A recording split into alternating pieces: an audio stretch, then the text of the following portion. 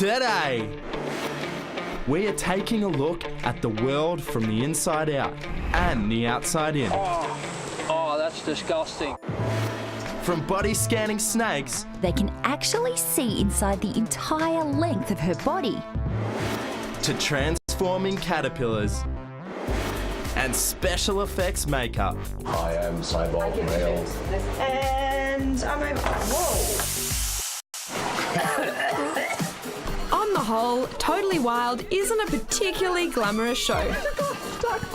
But we admit we do have a makeup artist to touch us up when we get slimed. Oh, that's disgusting. But makeup can do a lot more than a little touch-up here or there. It can have the power to transform, and science fiction films are the perfect example of when a little foundation and concealer can really take you places.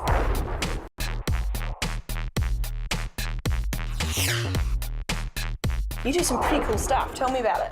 Yeah, so we like to do makeup for different films and things like that. Basically, are creating characters and bringing the character to life. Do you collaborate with the director on that, or? Yeah, definitely. It's a really close process working with the director, getting the whole design up and running. But where does the inspiration come from? Do you just think these things up overnight? Well, for this project, we were going for, a cyborg and, wanted to come up with a really colourful kind of sci-fi character. There's a huge amount of variety with our jobs. We're doing, vampires or zombies or cyborgs. We just do normal makeup as well. So, it's really great to kind of get in and jump in and do a lot of different things. Constantly challenging yourself with these new ideas. I've got the toughest challenge for you yet. I've been written into this scene and I need to look good. It's my acting debut. What can you do for me? A bit of blush, a bit of red lips. Well, we could definitely try some different colours for you. How attached to your hair are you? Pretty attached, yeah? Okay. I am cyborg male.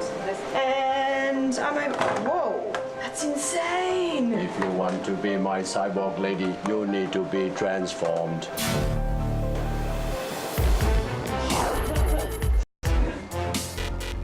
Is this your favourite part, getting everyone bald? Seeing what they look like? I do like a bit of a bald head.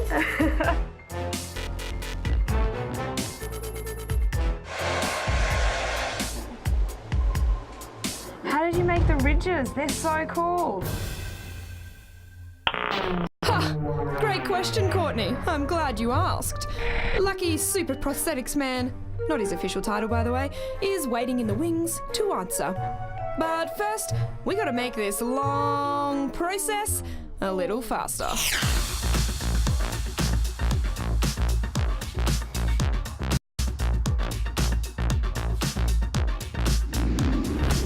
Chad, I'm done. How do I look? You look amazing. So good, and thanks to prosthetics, look at this one. Yeah, I've got heaps of lines on my head, pretty groovy. It is gorgeous. This is next level, and you are Emmy Award winning, and I can see by the array of just what you've got here today why. Tell me about prosthetics. How does it play into everything?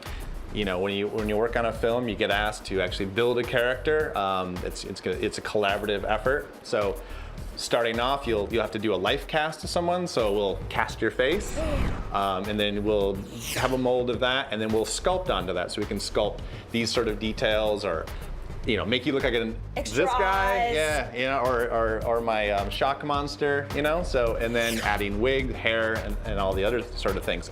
Costuming, that's part of us too. Everything. Yeah. And how do you make something like this? Like, this is so realistic. Look at that.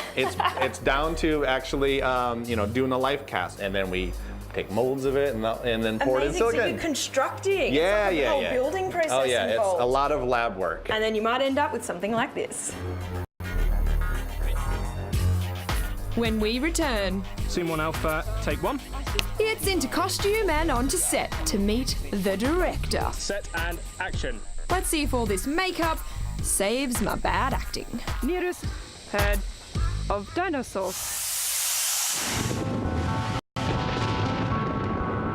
When the universe is feeling all kinds of extreme, things can get pretty frightening up in here. But once in a blue moon, or technically every 6 to 10 years, there comes a phenomenon that is, well, far less scary. It's raining butterflies?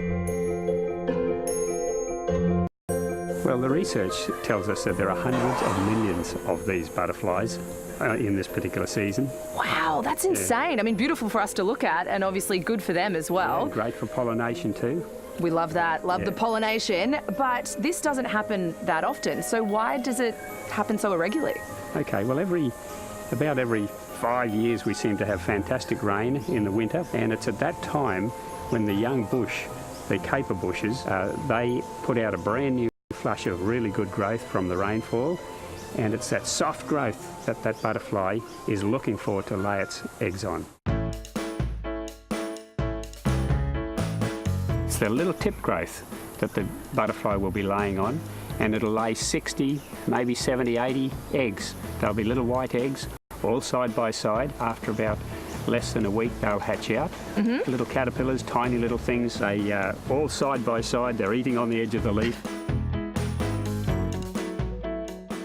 If a butterfly lays 100 eggs, which is not uncommon to lay at least 100 eggs, then it's highly likely, on average, that only about 2 of those eggs will finally turn into adult butterflies and fly away. Really? And that's in the wild, is it? Yeah, it's in the wild, but that's in the wild because there are so many things. There are ants, there are parasitic wasps, there's parasitic flies, there are geckos and mice and rats and birds and all sorts of things to take them away. Where we raise them here, instead of getting 100 eggs laid and getting 2 butterflies, we do them in quarantine conditions in a proper laboratory here, and from that 100 eggs we'll probably get 80 new butterflies. 80, not 2%. Not 80%. 2%. Wow, so the strike rate's awesome. So in terms of pollination, why are they so important for the environment? Okay, well, they'll, just like a bee, they'll go from flower to flower to flower and pollinate those, and of course from that flower comes, when it's pollinated, the fruit will form, or the seeds, or whatever they are, and on the thing will go. Yeah, so we seriously need pollinators, and we've got problems in pollination with bees and things at the moment. It's not good.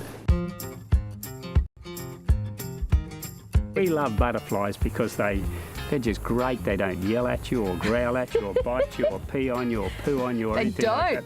They're friendly, they're just peaceful creatures. And so just to put a bit of peace back into our lives, and we've got a bunch of volunteers on the island here who love doing this too. And it's just a nice, peaceful place to be. Absolutely, and beautiful to look at as well. Yeah. Not bad on the old eye.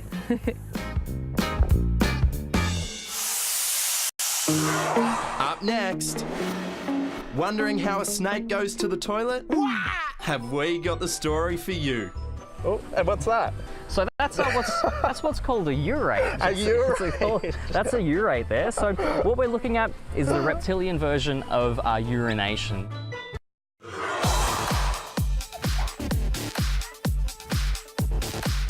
After hours in the makeup chair, the camera is ready to capture these cyborgs through the eyes of director Nick. So you already know what you're after. Yep. You just need to find a local to give you that information. Okay, Nick, you are the director on set, and out of all the things you could direct, I mean, romance stuff, rom-coms, you chose stuff like this. Why? It's pretty cool that you can create different worlds, right? All it took is a couple of hours, transform yourself into this character from another planet. Why wouldn't you? I could be anyone. Set and action.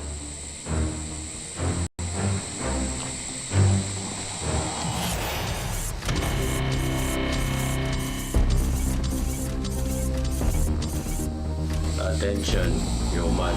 Oh, where is the camera at that point? So we're going to be, basically, we're going to be shooting in between your shoulders, and we're also going to be, when we get you guys, we're going to be on this angle. We need some assistance. Where are the nearest? Maybe not that high. Hi. We need some assistance. Where are the nearest herd of dinosaur? Now, Megan, being on location, there's a whole nother set of problems with this makeup. What are they?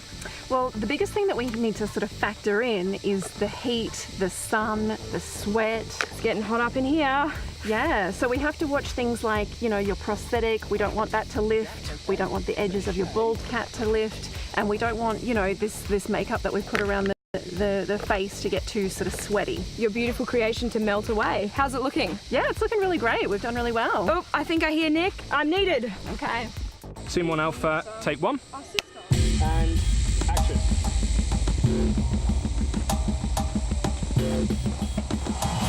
Yes, we require to see dinosaurs. No, that is a camera. Well, the dinosaurs are all gone. That is a shame. Attention, human. Long wigglies? Yeah, Where do we find these creatures? in there somewhere.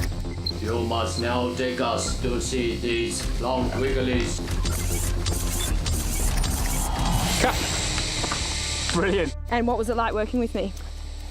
You know, I have a list of difficult actors to work with, but Am I on it? you're not going to make the list. So, Oh, so good. you're very I good. managed to avoid the list. You're a natural cyborg. Well done. Thank you. Nice work. Thank you. Thank you. What do we look for in a pet? A best bud. Super cute. A cuddler, right? It has to be a snake. Darren, what beautiful colours. What type of snake is this? Jesse, this is what we call a Woma python. So it's in the same genus as the black-headed python. Now this guy is an absolutely beautiful snake, very, very placid animal. They make really good pets. So I can imagine they wouldn't grow that big then if people have them as pets. No, look, this guy here, his name's Woma. Woma's about 12 years old, and this is what I would call a full-size Woma python. Yeah, so, you know, not much over 1.5 meters. They have been known to get up to about 2 meters, but not much bigger than that. Wow, he is so affectionate. So what sort of things do you have to do here at the wildlife park to ensure that these guys live a very long life? Jesse, as far as cold-blooded animals go, you know, what's really important is heat in an enclosure. So what we do is we try to provide our reptiles with what we call a heat gradient. Okay, so what that means is in one part of the enclosure it's going to be really nice and warm for them, and then in the other part it's going to be a little cooler, so they have the opportunity to cool down if they need to. And why stop at one snake when you could have 2? Or 3? Now, Darren, it's a pretty cool life being a snake, it looks like. So what are these guys called?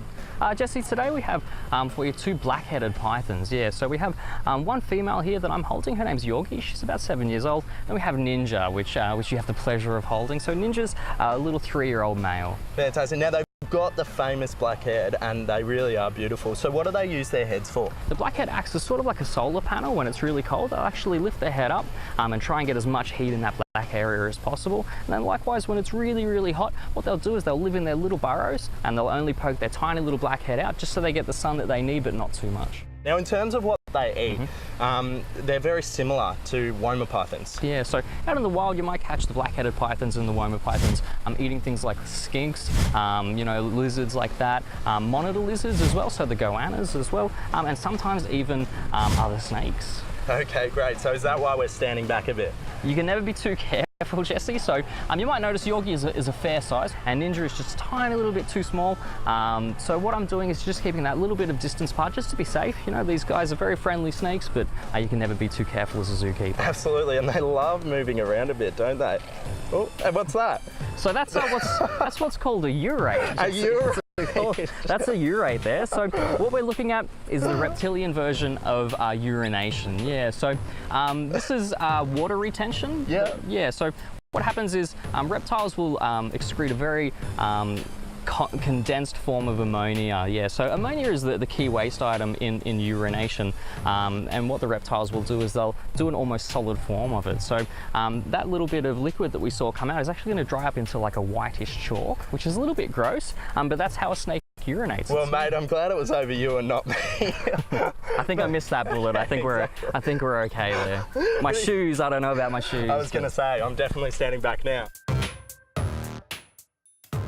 Look, if you were to come across a snake out in the wild, I think the most important thing to keep in mind is that the snake probably is a little more afraid of you than you are of it. Yeah, so snake is never going to look at a human as being food in any sort of way. You know, they're really just going to want to try and get away from you. So what you would do is just stay, you know, absolutely still. You know, wait for the snake to move off, and it will. Absolutely, because they are pretty friendly animals, aren't they? They are. You know, very placid, very peaceful animals. Coming up, Now that we've seen the outside of a snake, let's check out the inside. And later, how good is your tawny frogmouth impression? Because Leela's is spot on. Good morning, Sadie. We've got a big day ahead. Sadie the scrub python is one of the most loved animals here at this animal sanctuary. She's on a first-name basis with just about everyone, having lived here for a very long time. Sean, wow, it sounds like Sadie here is really part of the family. Yeah, she's been here a number of years. When we first got her, she was quite young. She was only very small, about this long. Really? Now she's well over 3.5 metres. She is huge. She's got a lot of growing left to do as well. So what does she spend her days doing? She spends her days doing pretty much what a scrub python does, and that's hanging out in the trees. She'll come down to the ground sometimes, as you can see, but she's mainly looking for food and trying to find her next meal. That was until recently when keepers noticed poor Sadie wasn't herself. So Sean, when did you first notice that she was showing signs of discomfort? We noticed when she started sloughing, which is when a snake essentially sheds its skin. In order to grow, they need to sort of replace the scales and make bigger ones underneath. So they'll grow new scales under the old ones, and the old ones will sort of lift off, kind of like taking off a sock. And so after she was done with that, we noticed she was still in a bit of discomfort. So she's off to have some important tests done today, but before she goes, what has to happen? Well, in order to give her the right treatments, we need to weigh her to know what doses of medication to give her. So we'll weigh her first. We pop her in a bin, a special snake bin, and then what we'll do is weigh the bin first, pop her in, and then subtract the weight so we know exactly how much she weighs. That's so smart. The tests Sadie needs are happening at the Melbourne Vet Specialist Centre, which is equipped with lots of high-tech machinery. It's just a short drive in the back of a van before Sadie arrives.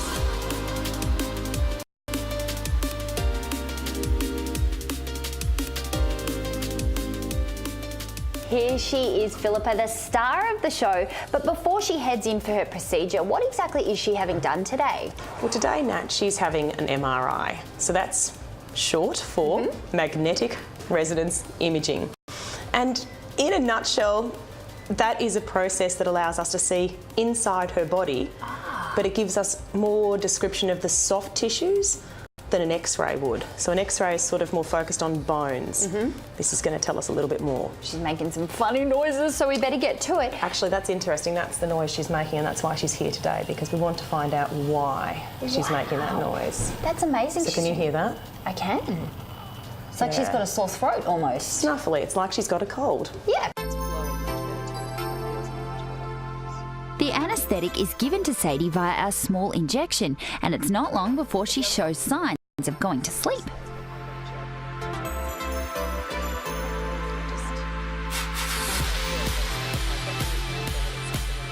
So now we've put a tube in her just to allow the anaesthetic to go in through her lungs, and once she's asleep we'll take her through for the MRI and we'll straighten her out so we can get those images.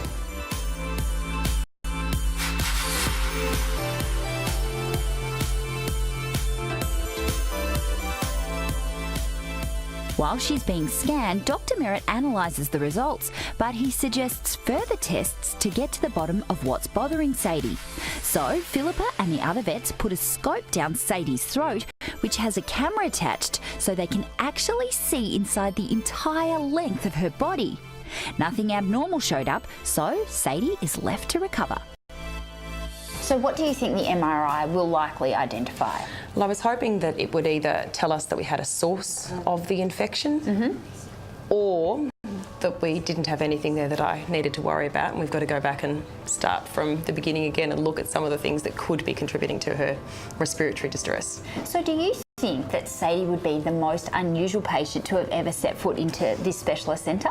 I think for the people at the Melbourne Veterinary Specialist Centre, it is definitely unusual, to say the least. At Hillsville Sanctuary, I guess we see her quite regularly in other snakes, but for us to come down and do an MRI here, that's an amazing partnership. What is fluffy, super cute, and nocturnal? I'm talking a tawny frogmouth chick. And this wildlife park has just had some little guys join the family. Let's go meet them. This little ball of fluff doesn't have a name just yet because keepers aren't sure whether it's a boy or a girl. In order to determine the sex, they need to do a DNA test. So for now, little Fluffball it is. Is this really exciting? It's really exciting here at the park, actually. I've been here for 11 years and this is our first baby tawny frogmouth. So yeah, it is. It's very exciting. He's quite special then? Yeah, to us and also to his parents, but he's very special.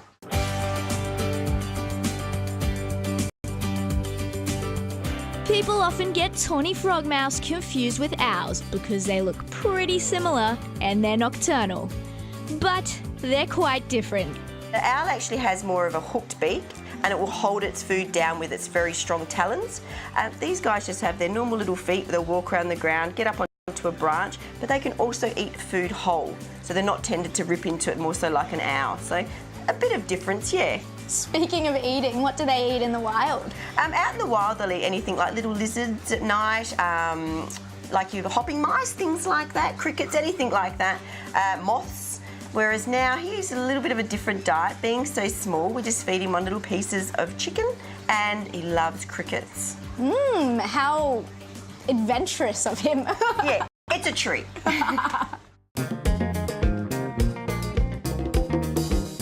Turns out feeding this little guy was much easier than I thought. The hard part though is actually catching the crickets. Lucky for my little tawny friend, chicken is also on the menu today. So this is what we feed him during the day. The crickets are just that little bit of a treat. And then... This is the normal. So we give him that one like that. Also we do dip the chicken in a little bit of water because obviously being so young, he's not out and about and sort of drinking and things like that with a little bowl of water. So by dipping the chicken in the water as well, he gets enough fluid. Tawnies and owls are nocturnal, so they only hunt at night. This means it's rare to see one during the day, let alone up this close. So this is okay that I'm holding him? Yeah, that's him, her, yes. That's fine, just so you've got obviously underneath him. And we normally just put over the top just to cradle him, just for a bit of safety so he doesn't get his wings out, flap around. And apart from feeding, what else is vital for her development? Temperature's very important. Believe it or not, he is 5 weeks old. So out in the wild, he'd actually be fledged out of the nest. So that's when they sort of start pushing them away. But here we keep him nice and warm. He's in a 25-degree room because he has actually just come out of an incubator only about a week ago. So that is very important for his growth, and obviously it helps digest his food and it keeps him nice and healthy. So all goes well. In about 3 months' time, we'll have a frogmouth. Well, after a hard day's filming, it's time for this little tawny to head back to its enclosure. Good meal? Oh, definitely. A couple of treats, a nice good meal, full belly, good night. And it looks like he has actually just gone, yep, on cue, I'm asleep. That's all for today's show. Catch more awesome animals, action and adventure online at templay.com.au. And you can check out all the latest pics and vids on our social pages. Until next time, stay wild.